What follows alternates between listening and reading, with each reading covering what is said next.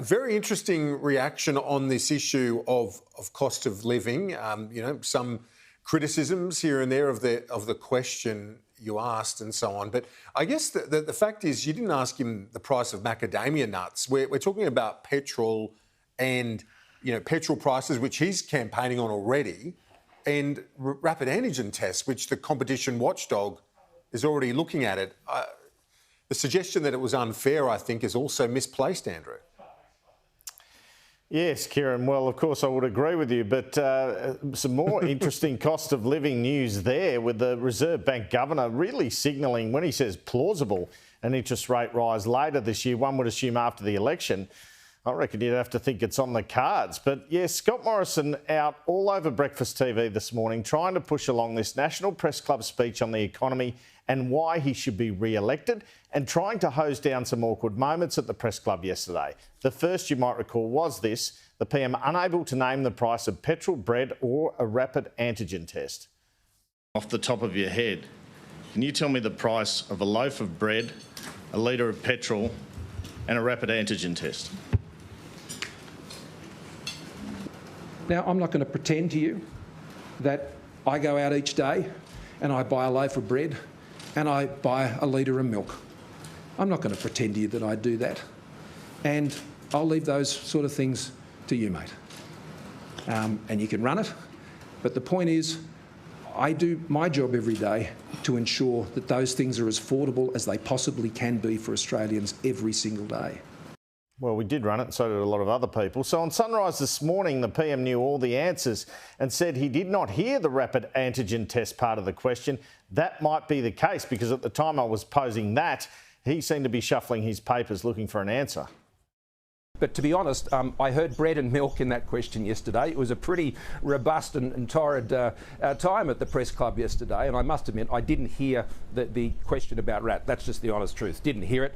It's about $15 to $20 and can be less than that. And as the ACCC said yesterday, if it gets above that, then they'll be coming after those who are price gouging. So, to be honest, I didn't hear that part of the question. I heard bread and milk.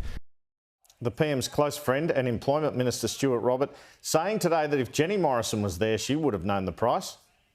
From the Prime Minister's point of view, if he'd sat there and Jen was with him, she'd be able to rattle off all the prices of all the things they buy, and I'm sure they have that conversation often, as all families do. My wife and I certainly do.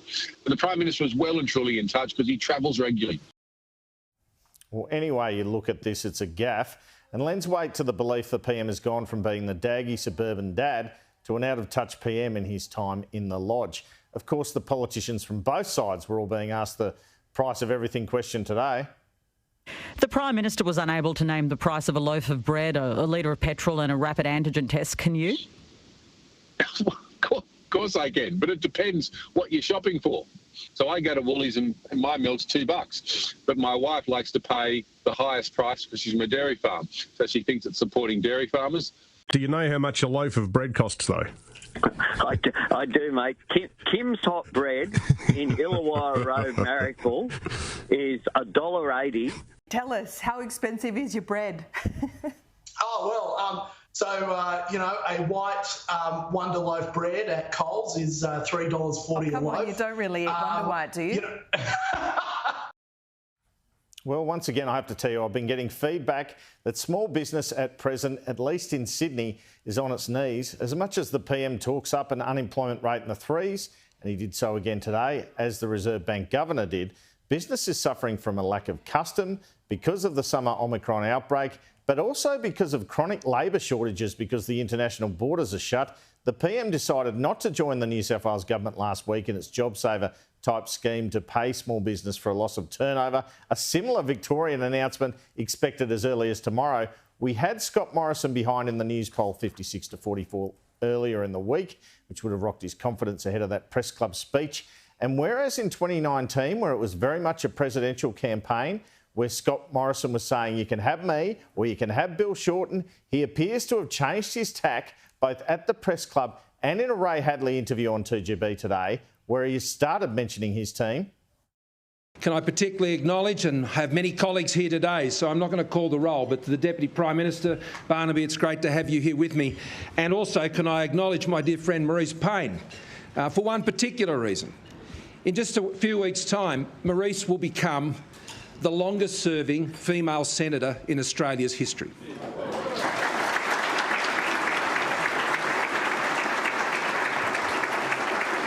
So on economic security, you've got Josh Frydenberg, or you've got Sneaky Jim, or you've got on defence, you've got Peter Dutton, who's a regular guest on your program, doing an outstanding job as Defence Minister, and someone most people wouldn't have heard of, Brendan O'Connor, when it comes to Christina Keneally. Well, her record in New South Wales is well known. But who do you trust to protect those borders, her or Karen Andrews from Queensland, together with myself? Well, you might recall at the last election, 2019, there was such an issue with Bill Shorten's popularity, he started selling his whole team up. In these ads, shades of that here today. The PM again out campaigning in the marginal Labor seat of Macquarie today, where Liberal candidate Sarah Richards is hoping to unseat Labor's Susan Templeman. His message very simple to be heard all the way till polling day. We are the ones on the economy and national security. I'm focused on keeping Australia's economy strong, keeping Australians safe and standing up to those who would jeopardise and threaten Australia's interests. I don't have an each-way bet on national security and I don't have an each-way bet on the economy.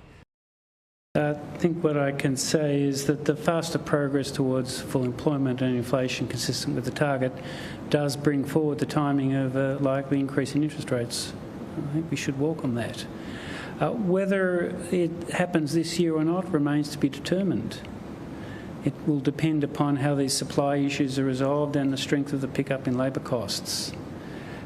If things go well and the economy performs strongly, then there are clearly scenarios where we would be increasing rates later this year if some of these uncertainties get resolved in the way that I hope they would. But time will tell.